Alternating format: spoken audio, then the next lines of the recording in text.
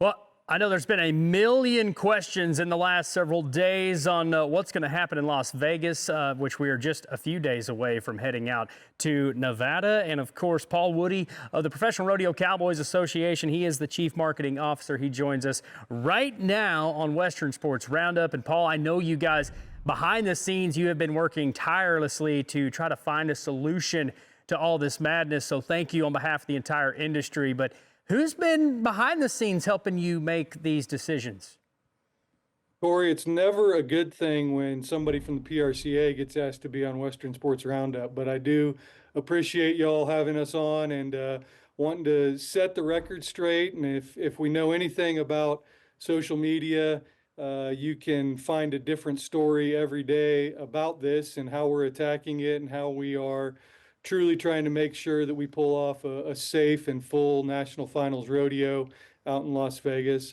We have a group of veterinarians that help us make these decisions, that analyze and look at how we can do things safe in the arena and out of the arena.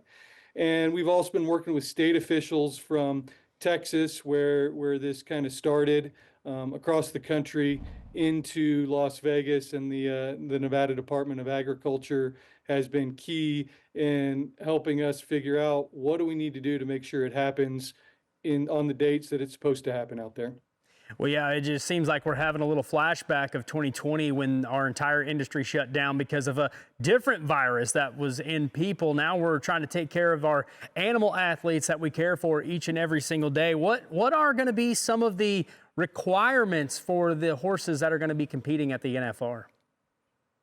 Yeah, the important thing is that we're communicating it up front and being clear and transparent about it, and everybody knows how to prepare themselves as they make the trek west.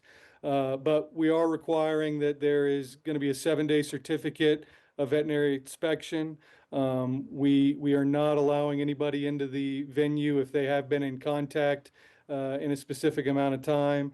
And biosecurity measures are going to be maintained throughout. We're discussing all the ancillary events in town, how we keep these world-class athletes separated and safe. And daily temperature checks are going to be part of that guideline, so that if there is something that starts to pop up, we're going to know in advance and how to handle it. But the important thing is we keep the animals separated when we're out there. There's discussion about potentially keeping all the animals on site that are competing and not having anybody trailer those animals in and out as they have in the past. So it might be a fair statement that some of these requirements could change as we move forward, just depending on how things are going with the outbreak and the horses that are in our industry. A lot of things could change day by day, but right now we're just taking the right protocols to prevent what we all don't want to happen, of course.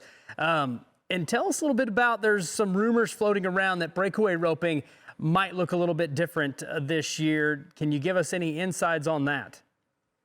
Yeah, one thing about the only constant is change, and so you're correct. Things could modify from today. November 30th is when these animals have to arrive at the Thomas and Mack. So we're getting inside that 7-day window as to when some potential changes or additional outbreaks may impact what we're doing.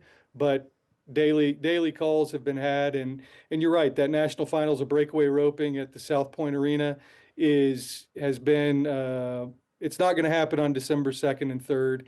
We spoke with the venue, and the influx of athletes and animals and everything over those couple of days, it's not as controlled of environment as what we have at the Thomas and Mack.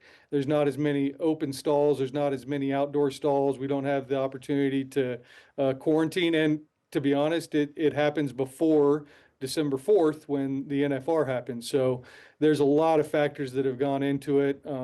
The Benny Benyon Bucking Horse sale is not going to happen on the day that it was scheduled. I know Miss Rodeo America, their horsemanship portion's not going to happen. So, you said it, Corey. It's the gathering of the entire Western industry out there in Las Vegas. So it should not be surprising that all these events are happening and everybody has their ear to the ground trying to figure out what and how to do it safely, because our sport and our way of life was built on the back of these beautiful animals.